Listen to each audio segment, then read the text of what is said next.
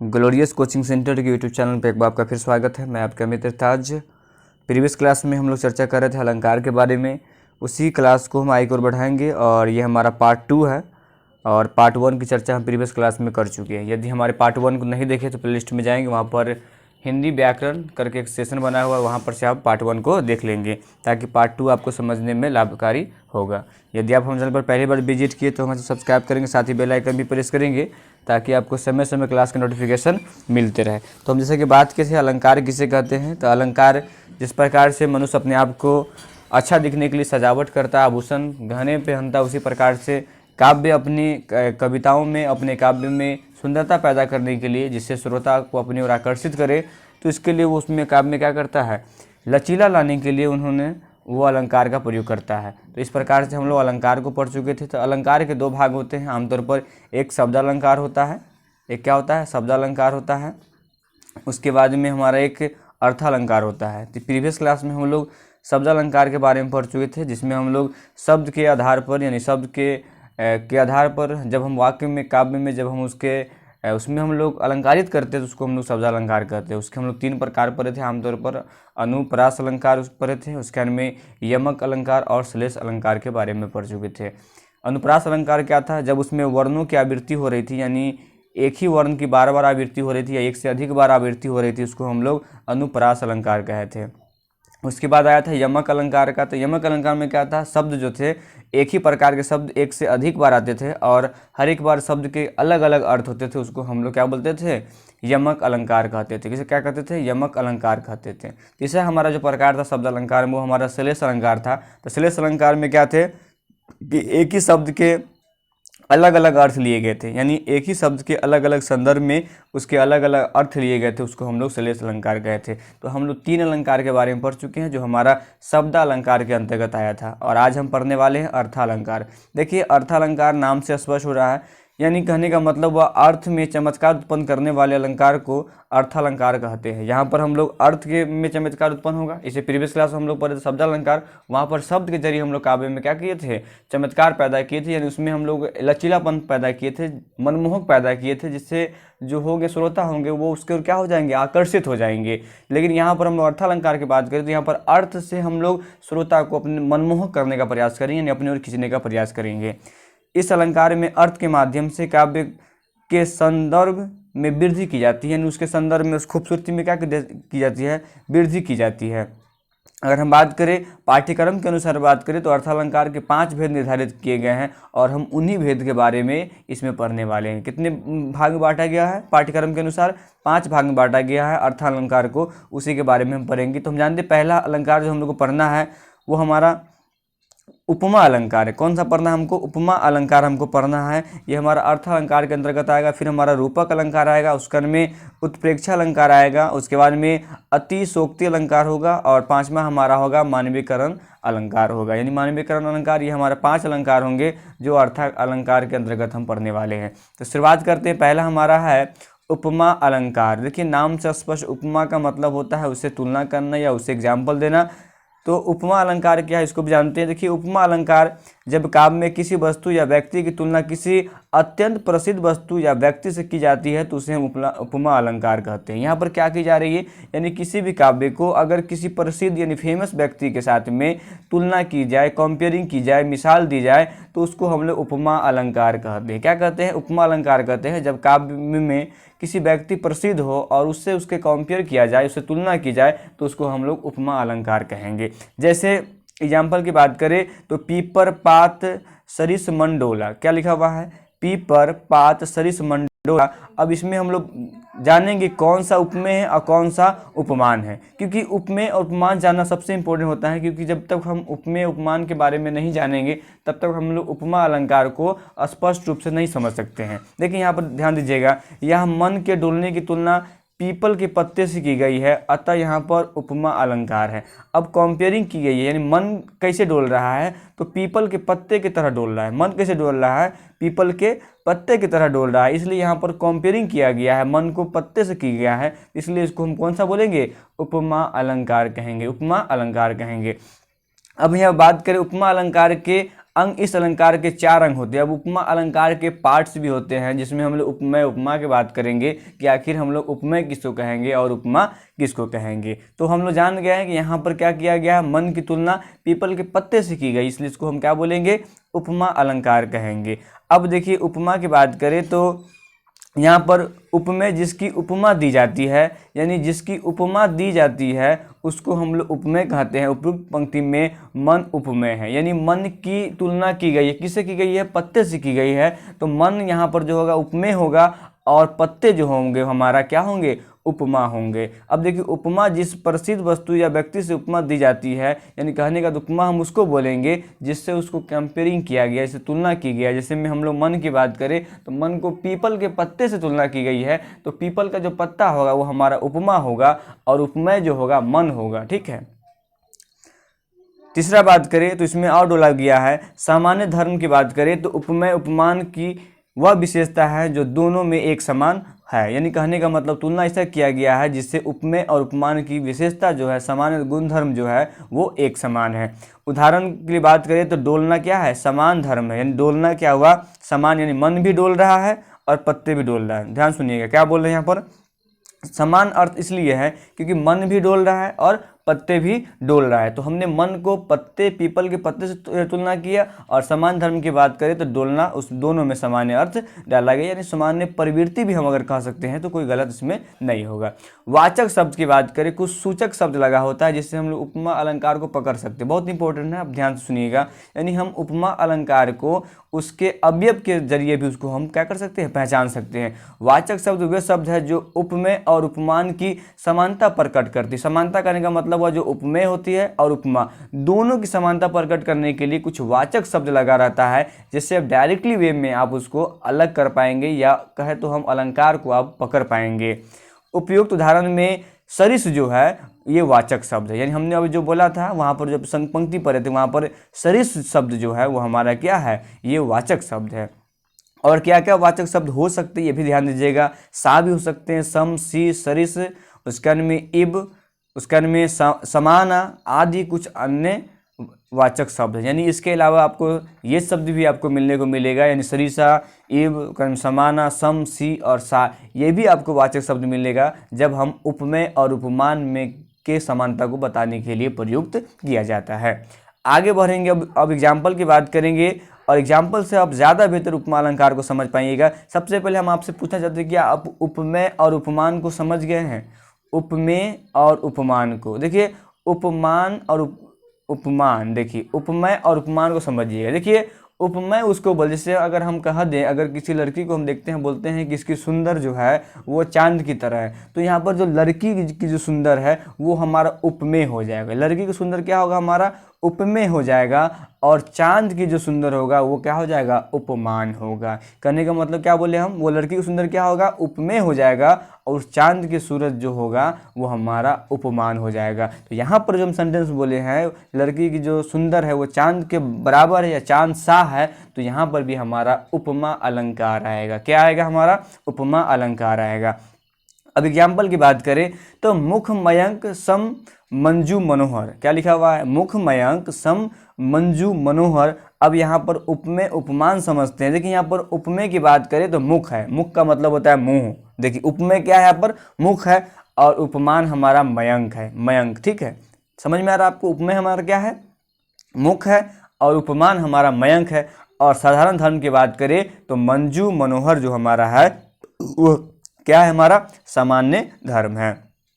अगर वाचक शब्द की बात करें तो सम है। हम आपने जस्ट बताए थे कि ये सब शब्द होते हैं जिससे आप क्या कर पाइएगा, उपमा अलंकार में विभेद कर पाइएगा, उपमा अलंकार को आप पहचान पाइए। इसमें जो वाचक शब्द हमारा हुआ सम हुआ।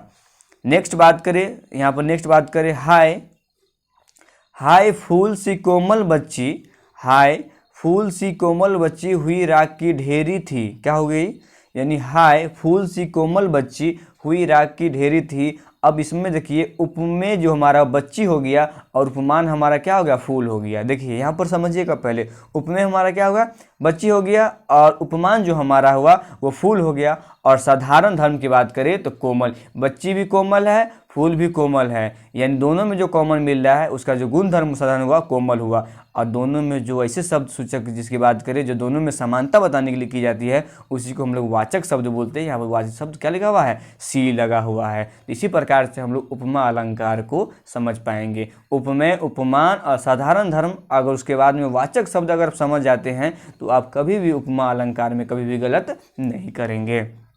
एग्जाम्पल की बात करें, एग्जाम्पल बहुत सारा आपके लिए लिया गया है। निर्मल, देखिए यहाँ पर, निर्मल तेरा नीर अमृत सम उत्तम है। निर्मल तेरा नीर अमृत सम उत्तम है। अब यहाँ पर गौर करेंगे, उप में यहाँ पर नीर है, नीर का मतलब होता है पानी। आप जानते हैं कि पानी का प्रयोग नीर है। और उपमान हमारा अमृत है। और साधारण धर्म क्या है कि दोनों के दोनों क्या है, उत्तम है, सर्वश्रेष्ठ है। क्या है, दोनों के दोनों उत्तम है, नीर भी उत्तम है और अमृत भी उत्तम है। तो साधारण धर्म क्या हो गया, उत्तम हो गया। अगर आपसे पूछेंगे इसमें कि वाचक शब्द बनाएं तो आप बता सकते हैं कि यहाँ पर सम जो लगा हुआ है हमारा वाचक शब्द है। तो यहाँ पर आपको दिख रहा होगा स्क्रीन पर भी कि वाचक शब्द इसमें कौन सा है, सम है। और दोनों के दोनों यहाँ पर अमृत भी उत्तम है और नीर भी यानी जल भी क्या है, उत्तम है। तो हमारा ये उपमा अलंकार हो गया। नेक्स्ट बात करें एग्जाम्पल, बहुत सारे एग्जाम्पल आपके लिए ताकि आपका पूरा कंसेप्ट बिल्ड हो। हमारा मेन उद्देश्य है कि आपके कॉन्सेप्ट को ऐसा बिल्ड किया जाए कि दोबारा आपको अलंकार के बारे में पढ़ने की जरूरत ही ना पड़े। नेक्स्ट एग्जाम्पल बात करें, तब तो बहता समय सीला सा जम जाएगा। अब यहाँ पर देखिए कौन सा उपमेय है और कौन सा उपमान है और कौन सा यहाँ पर आपका साधारण धर्म है और कौन सा हमारा वाचक शब्द है, ये इंपॉर्टेंट पकड़ना है। तो बात करें यहाँ पर, अगर उपमेय की बात करें तो समय यहाँ पर उपमेय है।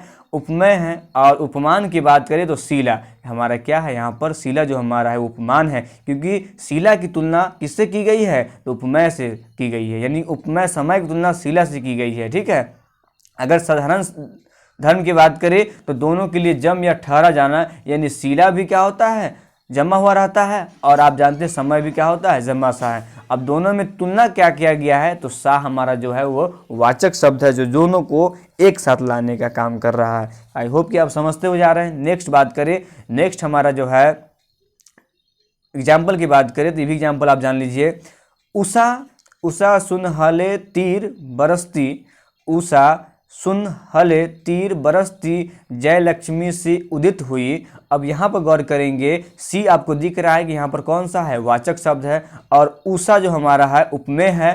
ठीक है। और उसके बाद में अब हम नेक्स्ट बात करेंगे अगर उपमान की, तो जय लक्ष्मी जो हमारा है वो उपमान है, क्योंकि जय लक्ष्मी की तुलना जय लक्ष्मी से तुलना की गई है उष्मा से। और साधारण धर्म क्या है, ये उदित होना है, और वाचक शब्द हमारा सी है। इसी प्रकार से हम लोग उपमा अलंकार को पकड़ सकते हैं।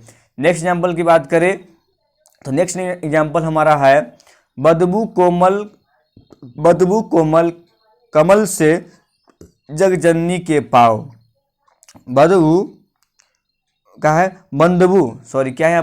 बंदबू कोमल कमल से जगजननी के पाँव। अब उपमेय की बात करें तो यहाँ पर उपमेय हमारा क्या है, जगजननी के पैर है। किसके है, जगजननी के पैर है। और उपमान की बात करें तो कमल है, यानी कमल कहने का मतलब हुआ इसके पैर को क्या किया गया है, तुलना किया गया है, जगजननी के पैर को तुलना किया गया है। अगर साधारण धर्म की बात करें तो साधारण धर्म हमारा क्या हो जाएगा, कोमल होना यानी मुलायम होना। और वाचक शब्द जो हमारा होगा जो दोनों को समानता बताता है, इनसे तुलना करता है, तो हमारा वाचक शब्द क्या हो जाएगा, से हो जाएगा। नेक्स्ट बात करेंगे अब हमारा रूपक अलंकार के अंतर्गत आते हैं। ये भी हमारा शब्द अलंकार का दूसरा भाग है। तो देखिए रूपक का बात करें तो रूपक अलंकार है जब रूप गुण के अत्यधिक समानता के कारण उपमेय पर उपमान का भेद रहित आरोप होता है, तो उसे हम रूपक अलंकार कहते हैं। यानी कहने का मतलब रूपक अलंकार उसको कहेंगे जब उसके रूप या गुण में अत्यधिक समानता पाई जाएगी, जिसके कारण उपमेय और उपमान में हम क्या करेंगे, भेद हित हो जाएगा, मतलब भेद रहित हो जाएगा। यानी उसमें क्या होगा, भेद उत्पन्न हो जाएगा, जिससे हम अंतर नहीं कर पाएंगे, तब उसको हम कहेंगे ये हमारा कौन सा अलंकार है, रूपक अलंकार है। यानी उसके गुण में बहुत सारे समानता पाए जाएंगे, जिससे हम उपमेय उपमान में विभेद नहीं कर पाएंगे या करना संभव नहीं हो पाएगा, उसको हम लोग कौन सा अलंकार कहेंगे, रूपक अलंकार कहेंगे। और बात करें यहाँ पर रूपक अलंकार में उपमेय और उपमान में भिन्नता नहीं रह जाती है, यानी कहने का मतलब हुआ कि न उपमेय और उपमान में इतनी समानता आपको देखने को मिलेगी कि उसमें विभिन्नता यानी असमानता आप उसमें नहीं रह जाती है। एग्जाम्पल की बात करें तो जैसे एग्जाम्पल यहाँ पर लिया गया है, चरण कमल बंदी हरि राय। क्या लिखा हुआ है? चरण कमल बंदी हरि राय। अब इसको हम जानते हैं, यहाँ पर देखिए, यहाँ पर अगर गौर करेंगे, यहाँ पर हरि है, देखिए यहाँ पर हरि के चरणों जो हुआ वो हमारा उपमेय हुआ, ठीक, क्या हुआ? उपमेय हुआ। और कमल जो हमारा हुआ वो उपमान हुआ, क्योंकि हरि के चरणों की तुलना किसी की कमल से की गई है का आरोप है, अतः यह रूपक अलंकार है। अब दोनों में समानता नहीं देखी जा रही है, मतलब समानता लगभग समाप्त हो चुकी है, इसलिए इसको हम क्या कहेंगे? ये हमारा रूपक अलंकार है। नेक्स्ट एग्जाम्पल की बात करें तो यहाँ पर नेक्स्ट एग्जाम्पल आपको दिख रहा है, मनुपद कमल बदी दौ भ्राता। क्या लिखा हुआ है? मुनि। क्या लिखा हुआ है? मुनि पद कमल बदी दौ भ्राता। अब मुनि के चरणों ये हमारा उपमेय हो गया, अब पर कमल जो हमारा हुआ उपमान का आरोप है, यानी जो मुनि के चरण किस पर है? कमल पर है। अब इस पर आरोप हो रहा है तो ये क्या होगा? भजमन चरण कमल अविनाशी। तो इस प्रकार से हमारा क्या हुआ? अब यहाँ हमारा अलंकार जो हुआ कौन सा अलंकार हो गया? तो ये हमारा अर्थ अलंकार के अंतर्गत आ गया, और ये हमारा क्या हो गया? ये हमारा क्या हो जाएगा? रूपक अलंकार हो जाएगा। क्या हो जाएगा हमारा? ये रूपक अलंकार हो जाएगा। नेक्स्ट बात करें एग्जाम्पल की, नेक्स्ट एग्जाम्पल यहाँ पर हमारा है, भजमन चरण कवल अविनाशी। क्या है? भजमन चरण कवल अविनाशी। क्या लिखा हुआ? अविनाशी। अब इसमें बात करें तो ईश्वर के चरणों, क्या किया गया? ईश्वर के चरणों, ये हमारा उपमेय हो गया, पर कवल मतलब कमल की बात करें, ये उपमान का आरोप है, तो ये हमारा क्या हो गया? रूपक अलंकार हो गया। क्या हो गया हमारा? ये रूपक अलंकार हो गया। नेक्स्ट बात करें तो नेक्स्ट हमारे एग्जाम्पल की बात करें, बंद नहीं अब भी चलते हैं नियति नटी के क्रियाकलाप। किसे चलते हैं? नियति नटी के क्रियाकलाप। तो यहाँ पर बात करें तो प्राकृतिक के कार्य व्यवहार है, ये हमारा उपमेय हो गया, पर नियति नटी जो है वो उपमान का आरोप है, यानी उस पर आरोपित किया गया है, तो ये हमारा क्या हो गया? रूपक अलंकार हो गया। क्या हमारा हो गया? रूपक अलंकार हो गया। इसी प्रकार से बहुत सारे एग्जाम्पल है, ठीक है, लेकिन हम एग्जाम्पल को आगे की ओर बढ़ते हैं और हम बात करेंगे अब तीसरा जो हमारा प्रकार है वो हमारा है क्या? उत्प्रेक्षा अलंकार। क्या हमारे से बात करें? उत्प्रेक्षा अलंकार की बात करें तो इस अलंकार को हम कैसे समझेंगे? यानी उत्प्रेक्षा अलंकार की बात करें, जब उपमेय में गुण धर्म की समानता के कारण उपमान की संभावना कर ली जाए तो उसे हम उत्प्रेक्षा अलंकार कहते हैं। यानी यहाँ पर क्या होगा कि यहाँ पर हम उपमेय तो होगा लेकिन उपमान नहीं होगा, यहाँ पर उपमान की संभावना की जाती है या कर ली जाए, उसे हम क्या कहेंगे?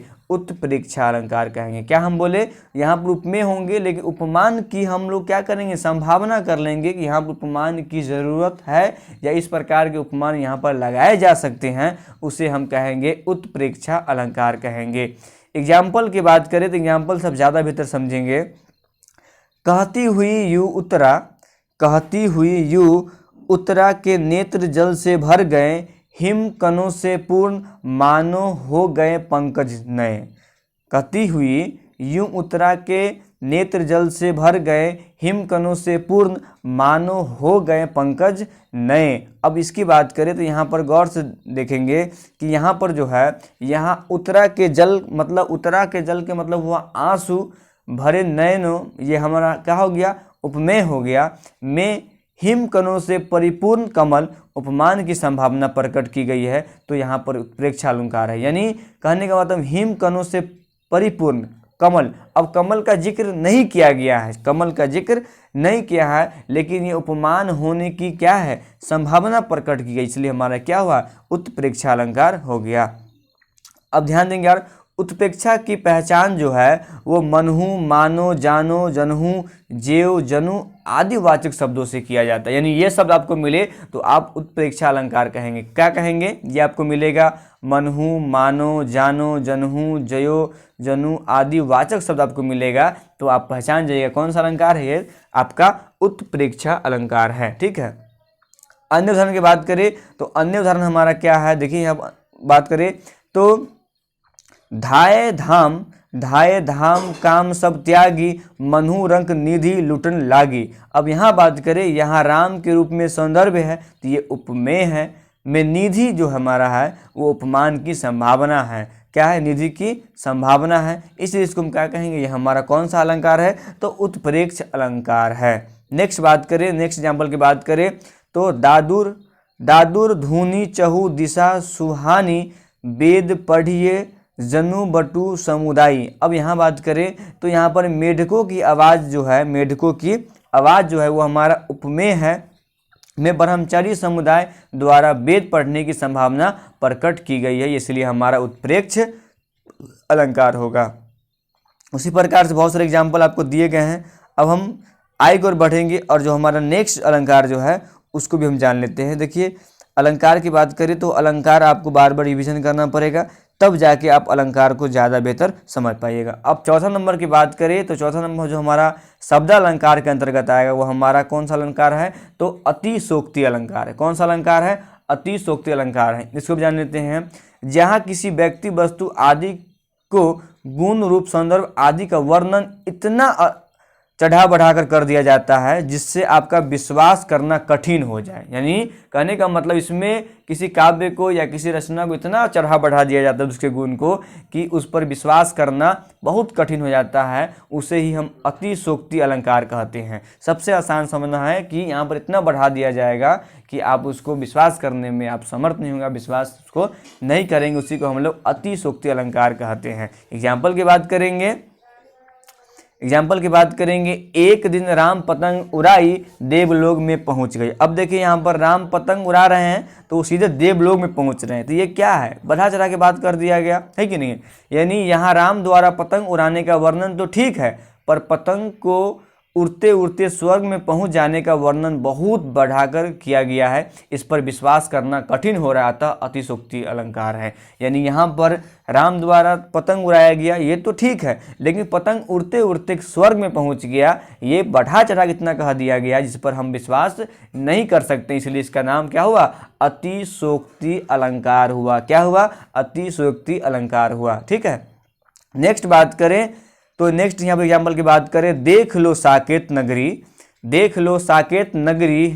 नगरी है यही, स्वर्ग से मिलने गगन में जा रही है। अब यहाँ पर देखिए, अब स्वर्ग में कैसे मिलने जा रही है, अब कितने बढ़ा दिया गया है कि आप इस पर विश्वास नहीं करेंगे।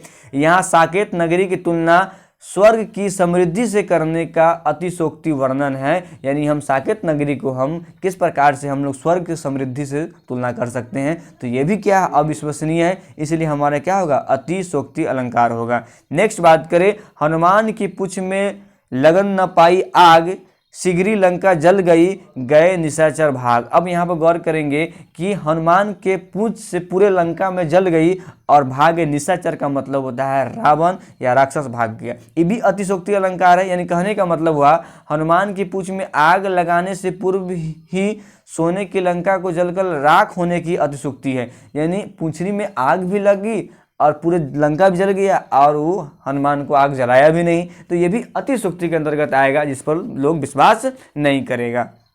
नेक्स्ट बात करें, एग्जाम्पल की बात करें तो देखी सुदामा की दीन दशा करुणा करके करुणा निधि रोए। अब यहाँ पर गौर करें, सुदामा की दरिंदा अवस्था देखिए, यानी दरिद्रावस्था देखकर कृष्ण को रोना और उनकी आंखों में इतने आंसू गिरना कि उसके पैर धोने के वर्णन में अतिशोक्ति। यानी इतने आंसू नहीं गिरे होंगे जिससे उसके पैर धोए जाए, किसके, सुदामा के पैर धोए जाए। तो यहाँ पर भी उसके आंसू को इतना ज़्यादा बढ़ा चढ़ा गया है कि जिसकी कल्पना हम नहीं कर सकते, इस पर विश्वास किया नहीं जा सकता, इसलिए इसको अतिशोक्ति अलंकार कहेंगे। ठीक है, अब हम लास्ट बात करें, लास्ट इंपॉर्टेंट है, ये हमारा मानवीकरण अलंकार है। कौन सा अलंकार है, मानवीकरण अलंकार है। देखिए मानवीकरण की बात करें, जब जड़ पदार्थों और प्रकृति के अंग नदी पर्वत पेड़ लताएं झरने हवा पत्थर पक्षी आदि पर मानवीय क्रियाओं का आरोप लगाया जाता है, अर्थात मनुष्य जैसा कार्य और व्यवहार करता हुआ दिखता है, तब वह मानवीयकरण अलंकार है। देखिए, मानवीयकरण का मतलब हुआ कि प्राकृतिक के चीज़ों को मनुष्य के क्रियाकलाप से जोड़ करके या उसके व्यवहार में शामिल कर दिया जाता है, तो उसी को हम लोग मानवीयकरण अलंकार कहते हैं। क्या कहते हैं उसको? मानवीयकरण अलंकार कहते हैं। कब कहेंगे? जब प्राकृतिक घटनाओं को, जैसे में प्राकृतिक जो पदार्थ है, नदी, पर्वत, पेड़, हवा, ये सब क्या है? प्राकृतिक है, और उसको मनुष्य के क्रियाओं से अगर हम उसको आरोप कर देते हैं, उससे जोड़ देते हैं, उसके व्यवहार में ले आते हैं, तो हमारा क्या कहलाएगा? मानवीयकरण अलंकार कहलाएगा। एग्जाम्पल की बात करें तो हर साया ताल लाया पानी परात भर के, यानी हर साया ताल लाया पानी परात भर के। अब यहाँ पर गौर करेंगे, यहाँ पर मेहमान के आने पर तालाब द्वारा खुश होकर पानी लाने का कार्य करते हुए दिखाया गया था, यह मानवीयकरण है। यानी तालाब की तुलना किससे की गई? मनुष्य मेहमान से की गई। किसके आने पर क्या हुआ? खुद तालाब क्या कर रहा है?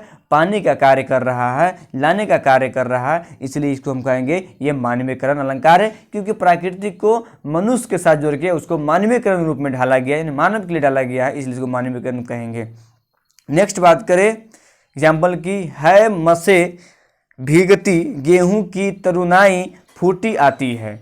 हे मसे भीगती गेहूं की तरुनाई फूटी आती है। यहाँ गेहूं तरुनाई फूटने में मानवीय क्रियाओं का आरोप है, इसलिए इसको हम क्या कहेंगे? ये हमारा कौन सा अलंकार है? तो ये हमारा कौन सा अलंकार है? तो मानवीयकरण अलंकार है। नेक्स्ट बात करें, यौवन में माती मटर बेली अलियों से आंख उड़ाती। अब देखिए, मटर बेली की सखियों से आंख लड़ाने में मानवीयकरण क्रिया आरोपित हो रही है, इसलिए इसको हम कहेंगे ये मानवीयकरण अलंकार है। तो आई होप कि आप मानवीयकरण अलंकार को समझ गए होंगे। उसके अंदर रूपक अलंकार, उत्प्रेक्ष अलंकार और अतिशयोक्ति अलंकार आप समझ गए होंगे। तो नेक्स्ट वीडियो में हम जब आएंगे तो इससे आगे और कुछ क्वेश्चन पर भी बात करेंगे जो सीधे तौर पर अलंकार से लिए गए हैं, ताकि आप जो अलंकार पढ़े हैं उसका आप क्या करें, एक हमारे रिवीजन कर लें। तो वीडियो कैसा रहा कमेंट बॉक्स में लिखेंगे। नेक्स्ट वीडियो में आएंगे जिससे आगे बात करेंगे। जय हिंद, जय भारत।